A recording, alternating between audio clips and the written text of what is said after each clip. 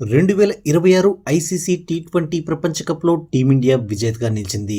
ఆదివారం అహ్మదాబాద్ వేదికగా జరిగిన ఫైనల్లో కలిసికట్టుగా రాణించిన టీమిండియా 96 పరుగుల తేడాతో న్యూజిలాండ్ను చిత్తుగా ఓడించి ముచ్చటగా మూడో టీ20 ప్రపంచ కప్ అందుకోవడంతో పాటు వరుసగా సెకండ్ టైటిల్ను గెలిచిన జట్టుగాను, సొంత గడ్డపై టైటిల్ అందుకున్న మొట్టమొదటి టీంగాను చరిత్ర సృష్టించింది. ఈ క్రమంలో టీమిండియా విజయంపై సూర్యకుమార్ యాదవ్ మాట్లాడుతూ విశ్వ విజేతగా నిలవడంపై సంతోషం వ్యక్తం చేశాడు. ఇంకా సూర్య ఏం చెప్పాడంటే, ఈ గెలుపు పూర్తిగా మనసులోకి వెళ్ళడానికి కొంచెం సమయం పడుతుంది, కానీ చాలా సంతోషంగా ఉన్నాను. ఇక ఈ టోర్నమెంట్ కోసం కెప్టెన్గా నా ప్రయాణం 2024 ప్రపంచ కప్ తర్వాత మొదలైంది.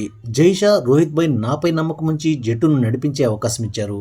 అక్కడి నుంచి మొదలైన ఈ ప్రయాణం ఈ ప్రపంచ కప్ గెలవడంతో ముగిసింది. అయితే లాస్ట్ 2 ఇయర్స్ నుంచి మేము చాలా మంచి క్రికెట్ ఆడాం. 2024 ప్రపంచ కప్లో అనుసరించిన మంచి అలవాట్లనే కంటిన్యూ చేయాలనుకున్నాం. మా కుర్రాళ్ళు దాన్ని అద్భుతంగా స్వీకరించారు. ఇక ఇటువంటి బిగ్ టోర్నమెంట్స్లో రాణించాలంటే ఆటగాళ్ల సామర్థ్యం ఏంటో అర్థం చేసుకోవడం చాలా ముఖ్యం. వారిలో మ్యాచ్ విన్నర్స్ ఉన్నారని మాకు తెలుసు. ముఖ్యంగా సంజు కరెక్ట్ టైంలో ఎంట్రీ ఇచ్చాడు. అలాగే అభిషేక్, వరుణ్ ఇద్దరు కూడా టాప్ క్లాస్ ప్లేయర్స్. వారి నుంచి ఏదో ఒక సమయంలో స్పెషల్ ఇన్నింగ్స్ వస్తుందని మాకు నమ్మకం ఉంది.